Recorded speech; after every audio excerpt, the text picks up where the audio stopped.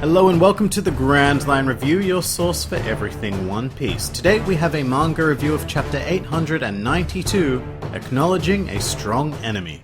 So, ouch. Just ouch. I don't really think there's any way we can start without mentioning that horrendously mortal wound that Luffy seems to have sustained. Even though Luffy vs Katakuri was a mere fraction of the chapter, this is definitely the major event of the week. I mean, just take a look at how much of Luffy's body has been completely just blown away, obliterated. It reminds me a lot of when Akainu took out like a third of Whitebeard's face or whatever it was during Marineford. And that was fine for Whitebeard because, well, his entire character arc in Marineford was leading to his death, so sustaining a blow like that only solidified the idea. But this is Luffy. And I'm not entirely sure how he can possibly recover from this.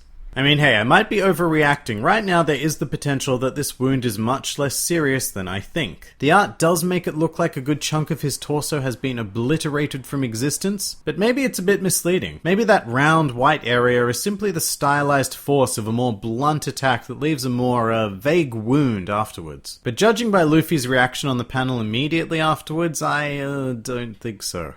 And in a certain sense, this is exactly what I wanted from a conflict like this. I've said it before, I'll say it again, taking on a Yonko isn't something you just decide to do on a whim. I mean, that's exactly what Luffy did decide to do, but if you engage in that sort of action then there needs to be consequences. Otherwise that Yonko should never have been a Yonko in the first place. So we've already seen a pretty prime example of this with Pedro needing to kill himself just to buy some desperate escape time. But here we have the top commander of the Big Mom Pirates, a man whose bounty is worth over 1 billion berries. So yes, I'd expect Luffy to get absolutely wrecked like never before. Otherwise everything we've built in the series to this point becomes a little unstabilized. From a narrative perspective though, Luffy has to win in one form or another. This simply cannot be the end of the fight because in the next arc, Luffy has to take on an opponent significantly stronger than Katakuri, and perhaps even several on the level of Katakuri. But as he is, he can't win. In fact, he probably can't even activate Gear 4th because surely the air would just leak out of the gaping hole in his body. So how do we fix things from here?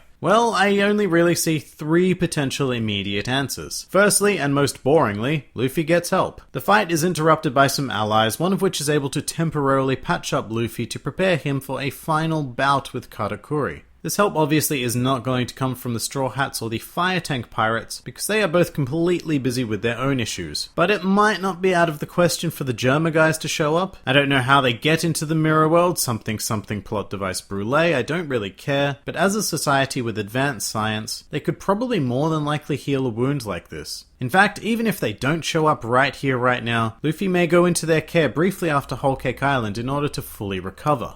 And there's another loose end that's maybe worth mentioning, it's Caesar, but I don't see him going anywhere near Katakuri, nor do I think he really has the power to help Luffy. But hey, that's option 1. An ally comes to his aid. Option 2 is a bit more exciting, and that is that Luffy awakens his Devil Fruit. I'm putting this out there because we've had an awakened Paramecia user sustain seemingly mortal wounds before and be able to take care of them all by himself, like a big boy. Doflamingo was at least able to temporarily heal his body by constructing organs, or at least pieces of organs out of string. In fact, he could actually make entire bodily clones out of string. And you know what? Katakuri displays a similar sort of quality in that he is able to use his Paramecia fruit to grow multiple limbs, and even sprout arms and legs from areas that aren't his body. And both of these guys are awakened Paramecia users, even if Katakuri is actually technically a special Paramecia user. So if Luffy were to, say, awaken his Devil Fruit, I don't think it's out of the realm of possibility that he might be able to patch himself up enough to get to the end of this fight. And how that awakening happens, who knows? Aside from what was implied in Chopper's flashback, we've never really seen it happen before. But it might follow a very Dragon Ball Z-esque sort of logic, in that you need to be in a very raw emotional state, which at the moment I think Luffy certainly is. And thirdly, and let's face it, least likely, this hit didn't actually happen. But how could that be? We've just seen it with our own eyes. Or maybe, just maybe what we saw was future sight. So I think this is pretty out there, but still somewhat possible, mainly because the page before this happens, Katakuri is commenting on the fact that Luffy's observation haki is almost at his level. And that's a pretty clever / convenient juxtaposition of scenes in my mind. So just imagine this. We begin the next chapter with the exact same scene setup, except Luffy's done this before. He knows he's about to be shot at by Flambe or whatever happens there, and if he moves to dodge, he will get torn apart by Katakuri. So instead, Luffy either takes the shot from Flambe's troops, or dodges in some other way, and that is how we confirm that Luffy's observation haki has leveled up.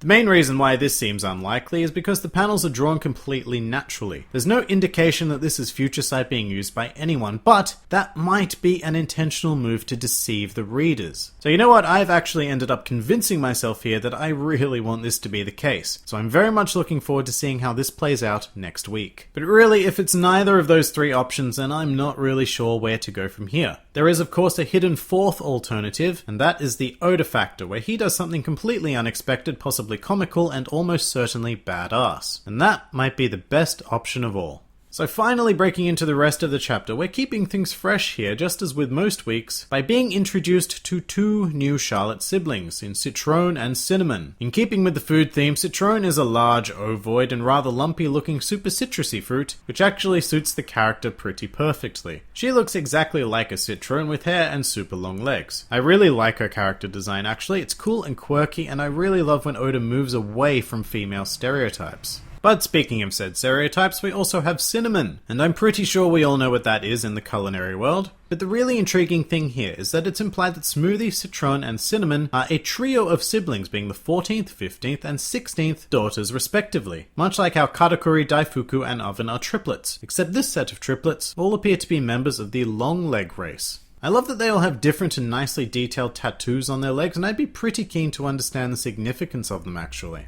I think it's definitely a tribal thing because the only other long leg we've met who proudly showed off his legs is Blue Gilly. And wouldn't you know it, he also had a tattoo on his upper thigh. But it seems to be a very individual thing, because if it were a familial or a tribal mark, then surely Smoothie, Citrone, and Cinnamon would all have the same mark. Anyway, whatever it is, it's a nice little cultural detail. As for the trio itself, they are off to Cacao Island to join Charlotte Oven in pursuing the Straw Hats. And here's something that really kind of annoyed me about the chapter, the fact that the goalposts have been moved once more. Up until now, we were waiting for the delivery of the cake, and that seems like the proper point of climax for the arc. However, during this chapter, we delivered the cake, but then took the cake away again. And now, apparently, we've got 3 hours to sail to Cacao Island for the 3rd time to get to the next natural point of climax. And I just can't believe we're going back there. I hated the decision to go back to Cacao Island a 2nd time, because that's just not what happens in One Piece. The series moves perpetually forward, always exploring new territory, but now we're going back to the same place for a 3rd time in a single arc. And there are just so many islands in Totland, why couldn't we visit a few of those instead? Granted, I am excited for the eventual Sanji versus Oven fight that looks all but assured right now, and I'm definitely keen for Smoothie to do something, anything really. I mean, she's a sweet commander worth more than Cracker, so I want to see what she's made of. I just feel like we really didn't need to make Cacao Island the focal point yet again. But that is enough negativity, because this week we are going to do the unthinkable and actually give Pudding a bit of credit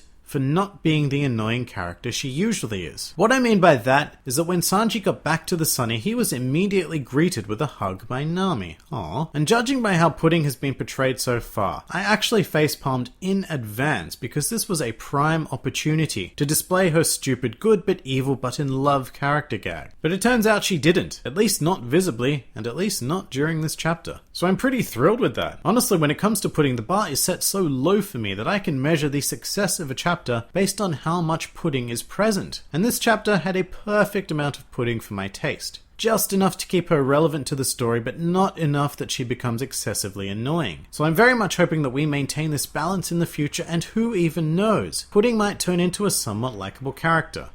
Maybe. And finally, just touching on the cover story, the Tontada tribe now have their own adorable little ship. This is really cool because I was worried that we'd be stuck on Dressrosa with Leo, but it looks like we'll actually get a bit of them going out into the world. It's actually one of the more interesting designed ships I think I've ever seen in One Piece. And if I hadn't already done my top 5 best ships list, I would have most certainly considered putting this ship on it. But that pretty much does it for chapter 892. If you enjoyed this video, then feel free to like, favorite, or subscribe, and please do comment with your thoughts on the chapter. This has been the Grand Line Review, and I'll see you next time.